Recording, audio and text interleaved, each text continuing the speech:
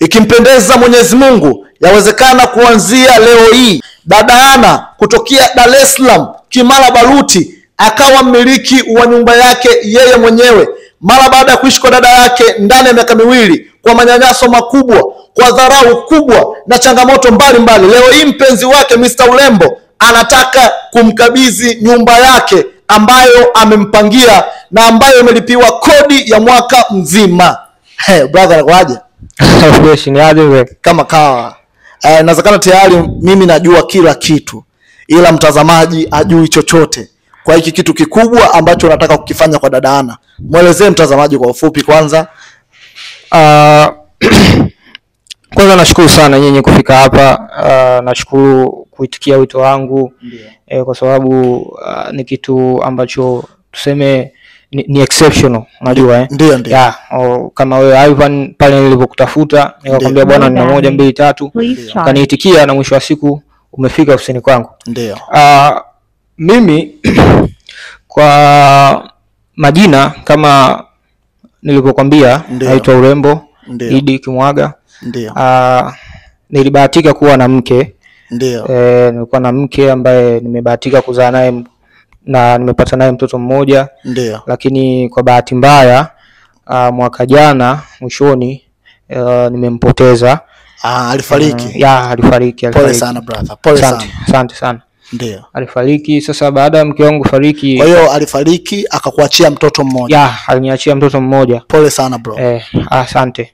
Aliniachia mtoto mmoja, mtoto wa kike anaitwa Nuru. Ndio. Kwa hiyo kilikuwa ni kipindi kigumu sana kwangu mimi. Kilikuwa ni kipindi kigumu kwa sababu nilikuwa nimepata, yani nilikuwa ni mtu mwenye mawazo. Unajua ni mwanamke ambaye hata unavyoona hichi kila kitu unachokiona hapa, mwanamke ambaye alipigana na mimi katika hali za aina yote, katika hali na mali. Katika hali na mali. Mpaka na weza kutengeneza kampuni kama hii leo mimi nipo hapa. Pole sana bro. Sasa Ana ni mwanamke ambaye alikuja kipindi gani? Kipindi ambacho mke wako yupo hai au mara baada ya kufariki ndo ukakutana na Ana? Ana nilikutana naye baada ya mke wangu kufariki. Na sababu mimi kukutana na Ana ni nilikuwa na unajua kama msiba baada ya kutokea, nikawa natembea muda mwingine ili kurefresh mind, natoka natembea. Sasa maeneo ya juu wakati natembea siku moja ndipo nikamuona binti Ana. Ndio. Kiukweli mara ya kwanza nilipomuona Ana nilikuwa ni mtu fulani ambaye kuna kitu fulani nilikihisi. Hata wewe mwenyewe nafahamu sisi wanaume nilihisi kitu. Sasa siku ya kwanza nika nimepita, then siku ya pili kuna kitu tu kikanivutia, nikapita tena, bahati nzuri nikamuona. Ndipo nishusha kioo cha gari yangu. Baada ya kusimamisha nikashusha kioo cha gari yangu, then nikamuita, binti njoo. Ana ni mara chache sana unakutana na mwanamke wa namna hiyo. Alikuwa mtaratibu sana. Alikuja, nikamuuliza mambo, nikamsalimia mambo, akaniambia poa, samahani kidogo. Hamna shida. Sawa. Namwagiza kijana. Sawa, asante.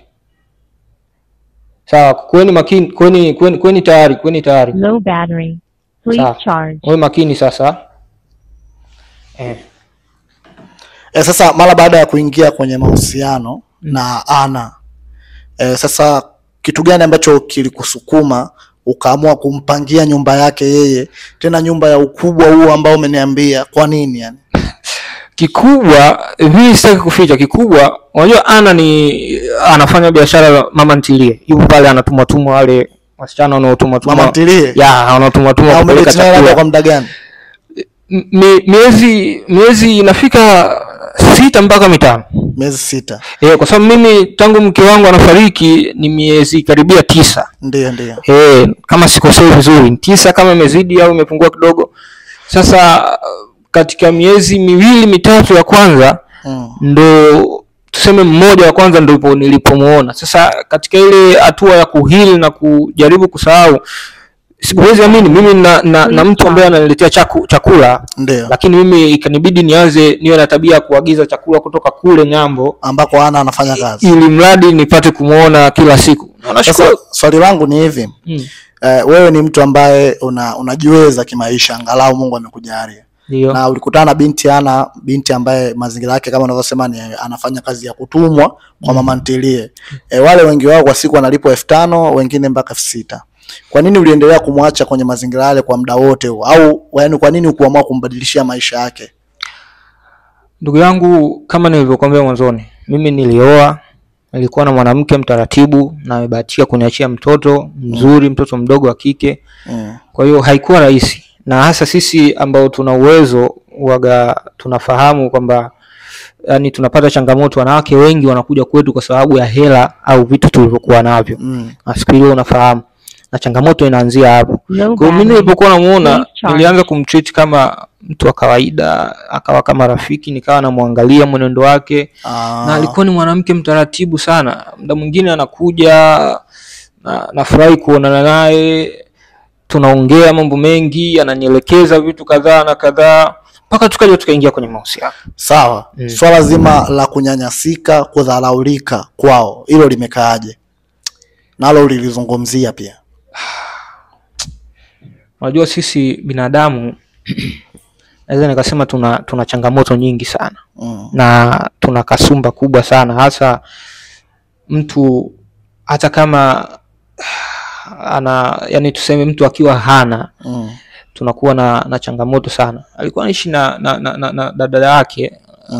Sasa na dada yake yule sio kwamba hana uwezo wa kawaida, lakini alikuwa anamnyanyasa kiasi cha kwamba uweze amini unaweza kupika chakula cha familia, lakini anaambiwa kwa vile wewe unafanya kazi na unalipwa 3,000 basi ule kwa hela yako. Yaani ajitegemea kwenye chakula. Muda mwingine ananipigia simu amefungiwa mlango kwa sababu changamoto, amefungiwa mlango, sijui anaambiwa lale nje. Sasa kawa ni vitu vigumu sana, mpaka mwisho kuna wakati ilifikia hatua mpaka alimkosa na maji ambayo ni ya moto. Yaani alitaka kumwagia maji ya moto. Sasa unajua, kwa hiyo Ana ndo alikuwa anakuja kuelezea wewe hizo changamoto. Na nikiangalia hivi visa, naamini kwamba Ana kinachomtokea, kwa sababu uweze amini hakuwa akiniambia mwanzoni.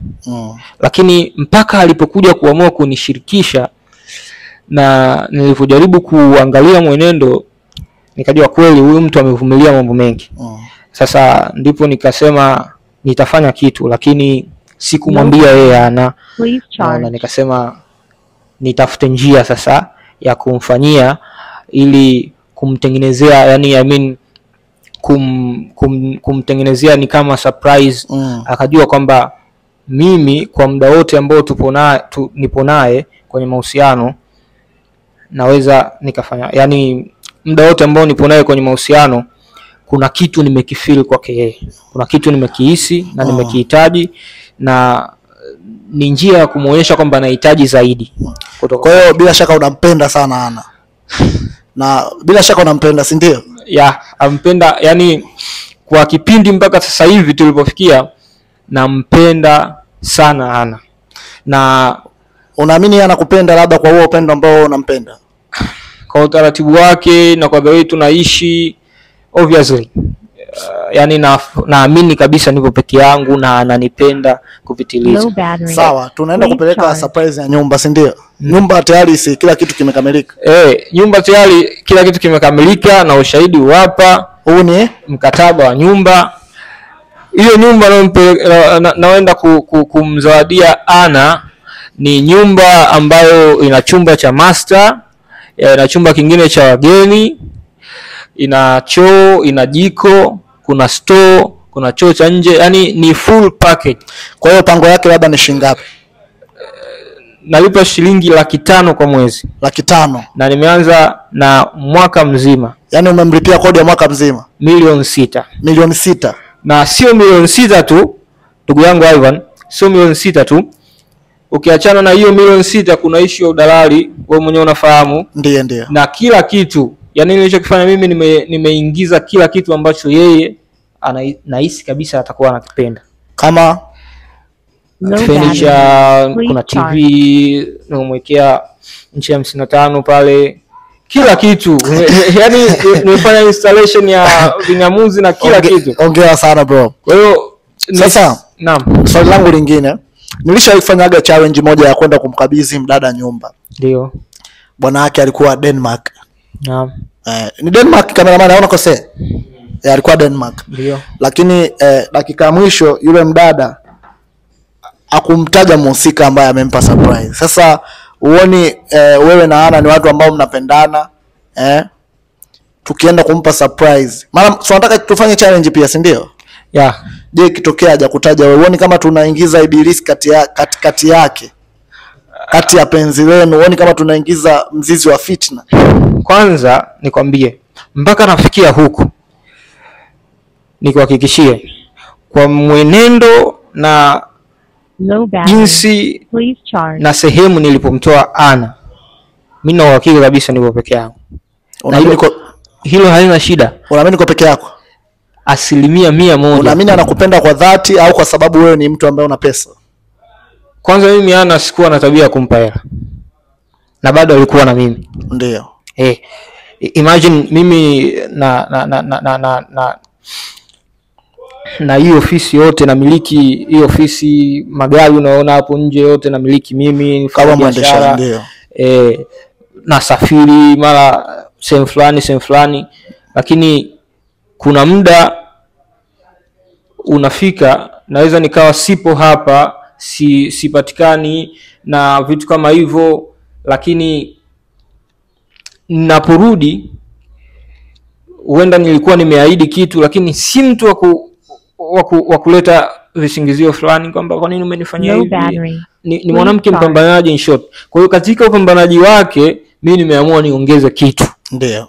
Sikuwa na tabia kabisa kumpa hela, ndio maana naamini ananipenda, kwa sababu mwenendo alikuwa anaishi na mimi, na the way tumekaa wote si mtu wa hivyo. Kwa hiyo naamini 100% ni mimi ambaye naenda kupeleka hii zawadi, na hiyo challenge tutakayofanya bila shaka majibu yatakuwa ni urembo. Kwa hiyo atatajwa urembo. Yaani hiyo 100% ni yangu. Yaani hiyo usipate tabu, 100%. Sasa kama unamwamini 100%, hakuna haja ya kumfanyia challenge. Unajua sisi watu wenye hela kuna muda tunapenda kufanya vitu tofauti. Ndio. Tunapenda kufanya vitu tofauti. Tunapenda kufanya surprise na katika namna tofauti. Mimi nimeangalia namna zote kwamba labda nimefunga kitambaa cheusi usiku, nimpeleke niombe surprise, nikaona nataka watu wote wafahamu kwamba sawa, unataka watu wote, lakini kumbuka mara ya kwanza tunaongea na kuambia kuhusu issue ya kushoot content, ulikataa, ulisema sitaki content irekodiwe na sitaki postiwe. Kwa nini? Labda ulikuwa hujiamini au? Sasa hapo unajua protocol jinsi zilivyo kwetu sisi ni watu kidogo private, Ndio. Wewe mwenyewe unafahamu hii Mbezi yote hii yani mimi ni mtu mkubwa. Mwenyewe umekuja nyumbani kwangu umepaona. Ndio. Kwa hiyo ni watu fulani hivi ambao tunapenda kukaa na kuwa low key. Sasa mwanzoni uliponiambia vile nikaona no.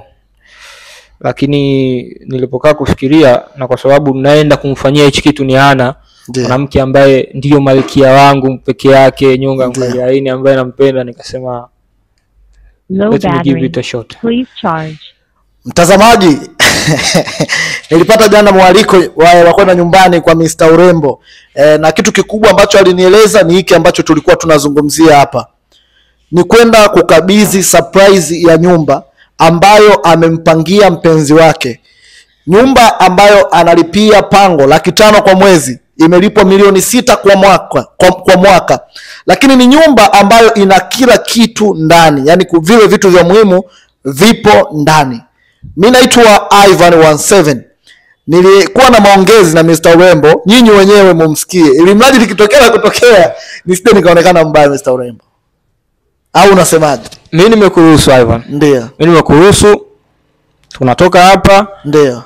Nyinyi mnatoka mtatangulia, sababu na mata kwa kidogo ya biashara ambayo natakiwa ni address hapa, na kikao kama cha dakika 10-15 Kwa hiyo sisi tutatangulia. Ya nyinyi mtatangulia. Kuna watu kidogo wanakuja.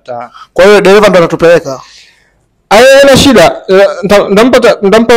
Namtumia message hapa, nampa taarifa awachukue apeleke, then mimi nitakuja na gari yangu ile nyingine. Nitakuja pale, then nyinyi kwanza msikie, alafu then mimi nitakuja mwishoni. Sawa. Kwa hiyo umeniambia kwamba bila shaka nyumba ipo karibu na eneo ambalo wanafanyia kazi. Sasa kwa njia mimi nitakachokifanya nitakugea namba yake. Alafu unaweza ukafanya kwa namna yoyote, ima ukijifanya unataka chakula, maana unatumia namba yake kuagiza. Kwa ukijifanya unataka chakula, unaweza kumwambia niletee chakula sehemu fulani, then akija wewe utafanya jambo lako. Au labda unaweza ukamshawishi kwa njia nyingine yote ambayo wewe unaona itakuwa sahihi.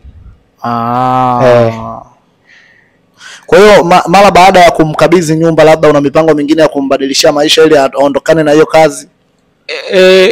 Kwanza nikishampatia tu ile nyumba na ile kazi unayofanya basi ni basi. Ile kazi basi. Kwa sababu inawezekana ile kazi mwisho wake leo. Ndio maana yake. Mwisho wake leo, ina maana kinachofuata nitakuwa na muandaa kuwa mke na nina mipango madhubuti mingine ambayo tajuzana kwa sababu mimi bwana ni mtu mkubwa. Hii kampuni tu sio kitu kimoja ambacho mimi nasimamia. Ndio. Au namiliki vitu vingi. Ndio. Namiliki vitu vingi chini maduka mengine hapo kali yako, vitu vingi. Kwa hiyo atakuwa sehemu ya umiliki wa hivyo. Atakuwa sehemu, tamtafutia Sinza pale, na baadhi ya vitu unaweza nikamwambia mama usikae nyumbani, basi na wewe toka nenda kasimamia. Maana na ndoa itafuata. Ndoa itafuata kwa sababu kama nilivyokuambia mwanzo, na mtoto mdogo ambaye anahitaji malezi ya mama wa mama.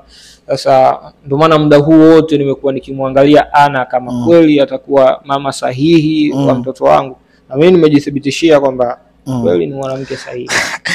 Mtazamaji, mimi natoka hapa naelekea sehemu ambapo nyumba ya surprise ipo. Mwaka mzima kodi, kila kitu ndani, lakini pia kuandaliwa kuwa msimamizi wa mali za brother. Je, Ana atatoboa? Mimi kusema kweli leo hii kutoka ndani ya moyo wangu namuomba Mwenyezi Mungu huyu dada afanikiwe. Namuomba sana Mwenyezi Mungu huyu dada afanikiwe sana brother. Mimi namuomba sana Mwenyezi Mungu huyu dada asizingue. Ingawa mwenyewe unasema hawezi kuzingua. Mimi na uhakika 100%, yani wewe shaka ondoa. Cha muhimu tufanye surprise, ifanye na kutakuwa na tafrija pale.